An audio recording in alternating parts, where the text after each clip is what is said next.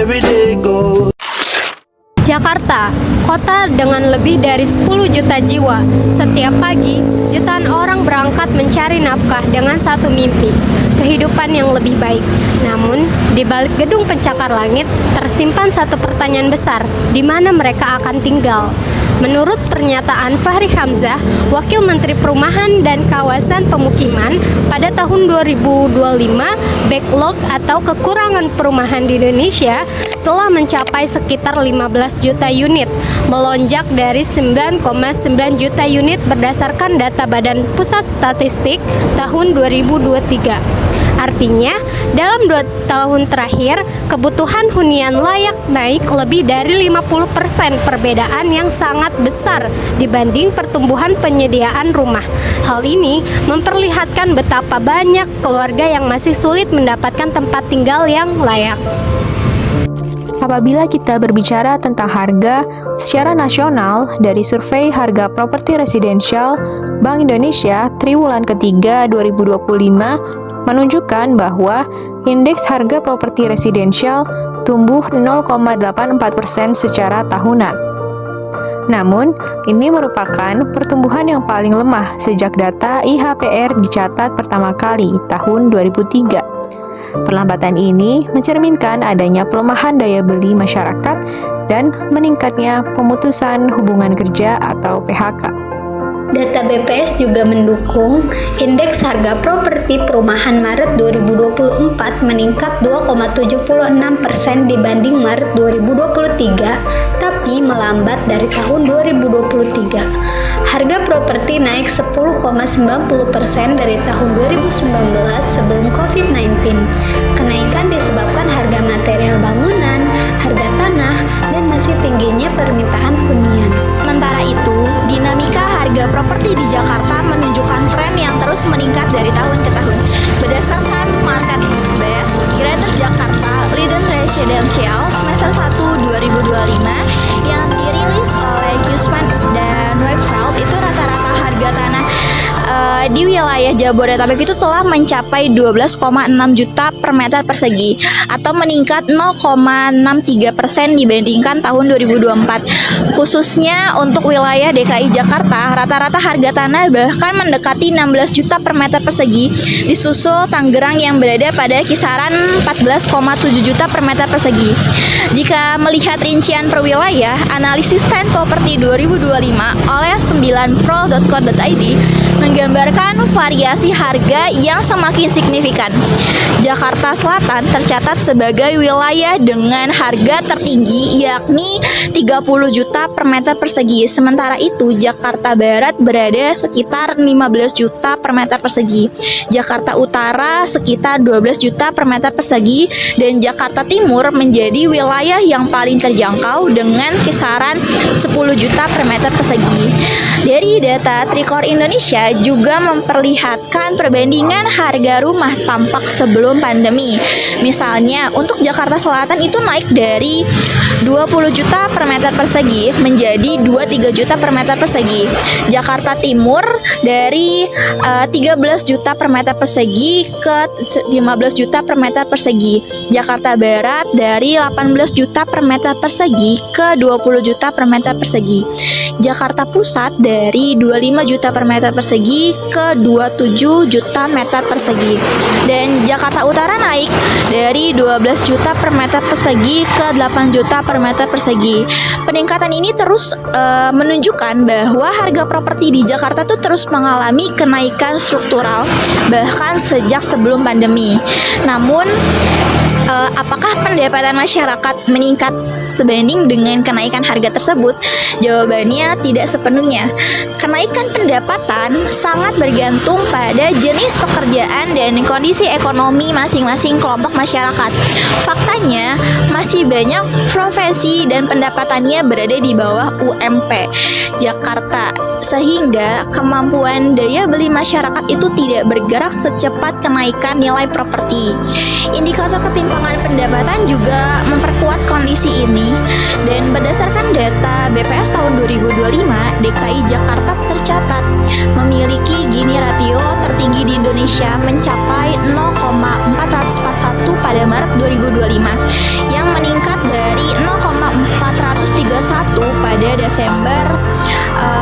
pada September 2024. Angka ini menunjukkan bahwa ketimpangan pendapatan di Jakarta ini berada pada tingkat yang menuju tinggi, menandakan semakin lebarnya jarak antara kelompok berpendapatan rendah dan berpendapatan tinggi. Kombinasi antara lonjakan harga properti dan penduduk, pertumbuhan pendapatan yang tidak merata, inilah yang pada akhirnya memperbesar tantangan masyarakat dalam mengakses hunian layak, terutama bagi kelompok menengah ke bawah. Jadi, salah satu faktor yang menyebabkan naiknya harga rumah adalah infrastruktur besar, seperti yang ada di belakang saya ini, ada MRT, dan juga ada jalan tol. Nah, sebenarnya pembangunan ini memang dapat meningkatkan aksesibilitas, tetapi hal ini juga dipicu oleh beberapa hal, dan salah satunya itu adalah tata ruang. Nah, jadi sebenarnya pertanyaannya itu adalah, sebenarnya apa dampak dari naiknya harga rumah? Apakah itu menguntungkan atau justru ada pihak yang dirugikan? Ketika harga rumah naik jauh melebihi kenaikan upah, hanya mereka yang berpendapatan tinggi yang mampu bertahan di pusat kota. Pekerja informal, pedagang kecil, dan buruh harian seringkali terpaksa pindah ke pinggiran kota, seperti Bekasi, Depok, Tangerang, atau Bogor. Perpindahan ini bukan karena penggusuran fisik, melainkan tekanan ekonomi yang membuat biaya hidup di kawasan lama menjadi tidak terjangkau, mulai dari biaya listrik, air, pajak, dan biaya hidup lainnya. Bahkan, pemilik rumah pun bisa terdorong menjual dan pindah jika pendapatan mereka tidak naik sebanding dengan kenaikan harga. Fenomena keluarnya penduduk lama akibat tekanan ekonomi inilah yang disebut gentrifikasi, dan hal ini terjadi di banyak kota besar di Indonesia. Apa itu gentrifikasi? Istilah gentrifikasi berasal dari kata gentry, yang berarti kelompok orang kelas menengah atas. Istilah ini pertama kali dipakai oleh seorang sosiolog bernama Ruth Glass pada tahun 1964 saat meneliti kota London. Dia melihat ada kawasan yang awalnya dihuni warga berpenghasilan rendah, lalu perlahan mulai ditempati oleh orang-orang kelas menengah. Rumah-rumah lama diperbaiki, harga properti naik, dan akhirnya warga lama yang tidak mampu mengikuti kenaikan biaya hidup terpaksa pindah. Perpindahan paksa secara tidak langsung ini disebut displacement. Jadi, gentrifikasi adalah proses ketika sebuah kawasan yang awalnya dihuni kelas bawah berubah menjadi kawasan kelas menengah atas, sehingga penduduk lamanya tersingkir karena biaya hidup makin mahal. Dalam konteks yang modern seperti sekarang, gentrifikasi biasanya dimulai dengan hadirnya infrastruktur baru, misalnya MRT atau jalan tol. Nah, peningkatan aksesibilitas ini menarik investor dan orang-orang berpendapatan tinggi untuk masuk ke kawasan tersebut. Nah, akibatnya harga tanah dan sewa rumah naik, sementara bisnis lokal yang lama seperti warung ataupun toko kecil sering kalah bersaing dengan kafe dan toko modern. Pajak dan biaya hidup juga ikut meningkat sehingga banyak penduduk lama yang tidak mampu untuk bertahan pun terpaksa untuk pindah. Gentrifikasi di Indonesia sangat terlihat di Yogyakarta dan Bali. Di Yogyakarta, terutama di sekitar Malioboro dan Prawiro Taman, banyak rumah warga berubah jadi kos eksklusif, hotel kecil, dan kafe-kafe hipster. Akibatnya, harga sewa naik dan warga asli yang tidak mampu mengikuti biaya hidup akhirnya terdesak dan harus pindah. Di Bali, terutama Ubud, masuknya investor asing membuat harga tanah melonjak tinggi. Banyak warga lokal akhirnya menjual tanah warisan mereka karena tergiur harga yang mahal, atau karena tidak sanggup membayar biaya perawatan dan pajaknya. Sekarang kita akan melihat bagaimana kenaikan harga rumah di daerah Jakarta Selatan, Kecamatan Cilandak, Kelurahan Cilandak Barat. Kelurahan Cilandak Barat di Kecamatan Cilandak, Jakarta Selatan, dulu dikenal sebagai kawasan hunian yang tenang, sejuk, dan banyak pepohonan. Letaknya yang strategis, dekat dengan stasiun MRT Lebak Bulus dan Fatmawati yang mulai beroperasi sejak 2019. Tapi sekarang suasananya berubah. Di mana-mana muncul kafe modern, CEO working space, kantor startup, dan kos eksklusif dengan fasilitas seperti hotel. Kawasan yang dulu sederhana, kini berkembang menjadi pusat aktivitas baru anak muda dan pekerja kota. Artikel industrikontan.co.id tahun 2012 menyebutkan bahwa di Cilandak Barat tahun 2008 harga tanah masih sekitar 4 juta per meter persegi. Dilanjutkan dengan artikel industrikontan.co.id tahun 2019 menyebutkan bahwa properti wilayah di Lebak Bulus, Fatmawati, dan Cilandak meningkat akibat MRT dan terbukti bahwa nilai properti naik signifikan. Dikutip dari Groperti 2022, harga tanah di Kecamatan Cilandak, Jakarta Selatan yang memiliki 5 kelurahan, yaitu Kelurahan Cilandak Barat, Cipete Selatan, Kelurahan Gandaria Selatan, Lebak Bulus, dan Pondok Labu memiliki rata-rata yang variatif. Rata-rata harga tanah masing-masing yaitu Kelurahan Cilandak Barat sekitar 24.450.000 per meter persegi, Kelurahan Cipete Selatan 18.550.000 per meter persegi, Kelurahan Gandaria Selatan 21.175.000 per meter persegi, Kelurahan Lebak Bulus sekitar 15.650 per meter persegi, dan Kelurahan Pondok Labu sekitar 16.350.000 per meter persegi. Dari rata-rata data tersebut, harga tanah Cilandak Barat yang tersedia di internet kenaikan dari 4 juta di tahun 2008 ke 24.450.000 di tahun 2022 sangatlah tinggi, yakni naik sekitar 511% dalam 14 tahun. Selain itu, di Cilandak Barat sekarang banyak sekali kafe baru, gedung baru, bahkan bangunan yang dijadikan kos-kosan menggantikan perumahan yang biasa ditinggali. Terdapat banyak kafe baru, coworking space, serta ada kos eksklusif. Berdasarkan data dari Pinhome dan Rukita, kos-kosan di Cilandak Barat mulai dari 2 juta hingga 4 juta yang standar. Sedangkan lebih dari 4 juta memiliki fasilitas yang lebih premium. Dengan ini, harga kos tidak terjangkau bagi pekerja menengah bawah. Berdasarkan data kenaikan harga properti tadi, bisa kita sesuaikan dengan makna dari gentrifikasi itu sendiri, yaitu rumah yang dijual. Warga yang sudah lama tinggal di suatu kawasan, kemudian menjual rumahnya, lalu pindah ke lokasi yang lebih terjangkau. Hal ini sebenarnya bukan berarti penggusuran, melainkan ini adalah pemikiran ekonomi yang rasional karena harga rumah bertransformasi meningkat secara terus-menerus. Baik, di sini saya dan rekan saya telah bersama dengan narasumber yang merupakan warga di Cilandak Barat, khususnya yang berada di sekitaran MRT Fatmawati. Nah, sebelum itu, perkenalkan diri terlebih dahulu. Siapa namanya, Kak? Halo, perkenalkan nama saya Uswatun Hasanah, Umurnya berapa? 27 tahun. Apakah 27 tahun itu tinggal di sini sudah dari kecil atau gimana? Betul, saya tinggal di sini sudah dari kecil, dari tahun 1998. Oke, terima kasih. Jadi, rekan saya akan memberikan pertanyaan terlebih dahulu. Jadi berarti kan kakak warga lokasi ini ya kak, yang menetap dari kecil bahkan udah dari lahir ya kak. Berarti untuk pembangunan MRT sendiri kakak tahu kan, kalau untuk menurut kakak perubahan pertama yang paling terasa bagi warga sekitar itu apa sih kak? Banyak sekali, salah satunya warga itu banyak yang berpindah tempat, di salah satunya ada di Tangsel, Depok, Bogor. Jadi setelah MRT beroperasi itu, apakah aktivitas hari-hari warga tuh berubah? Misalnya seperti mobilitas, terus lalu lintas, dan kondisi jalannya.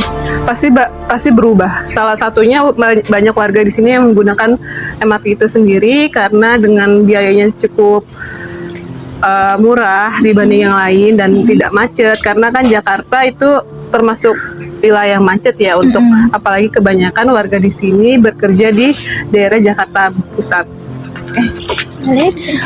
Baik, jadi tadi kan bilang ya bahwa ada perpindahan kayak warga yang lebih lama itu pindah ke daerah-daerah penunjang Jakarta kayak ada Bogor, Tangsel, dan lain sebagainya.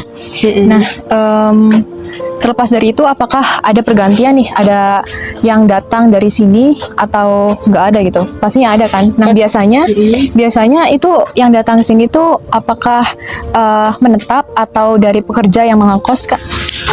Untuk pergantian warganya itu sendiri banyak yang transmigrasi ke sini, yaitu untuk mengekos atau mengontrak itu sendiri.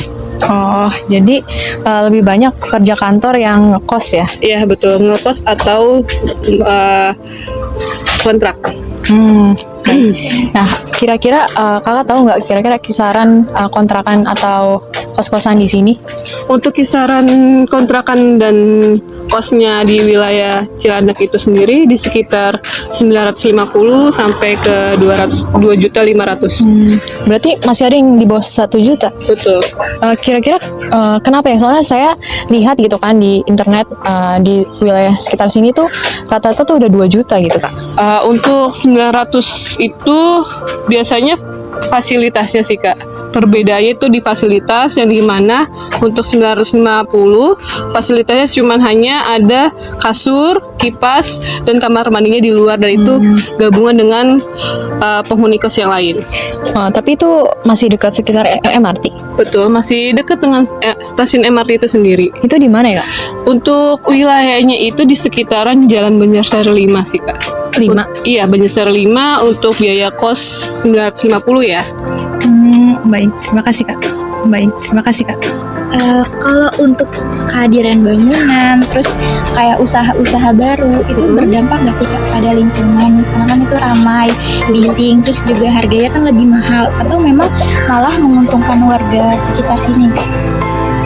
Untuk keuntungan itu pasti ada keuntungan itu sendiri ya, karena untuk warganya itu membayar sewa di sini karena dia kerjanya jauh. Misalkan ada salah satu warga yang bekerja di daerah Jakbar, dimanapun, walaupun dia nggak mungkin kan kalau harus PP dari selatan ke barat, jadi dia mengambil jalan tengahnya itu mengkos. Kehadiran bangunan dan usaha baru itu kan pasti berdampak pada lingkungan ya Kak, kayak seperti ramai, bising, ataupun lebih mahal.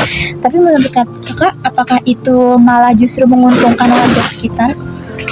Tergantung ya kak, tergantungnya dalam artian banyak yang warga yang pro dan kontra, yang dimana kontra itu mungkin kebisingannya, dimana mungkin warga masyarakat ada yang tidak suka kebisingan itu sendiri, karena kan kalau warga yang baru pindah ke sini kan tidak tahu warga, maksudnya lingkungan warga sekitar ya, dimana tidak boleh berisik atau tidak boleh ada pengeras suara lah. Nah itu dia datang ke sini jadi kayak seenaknya aja gitu.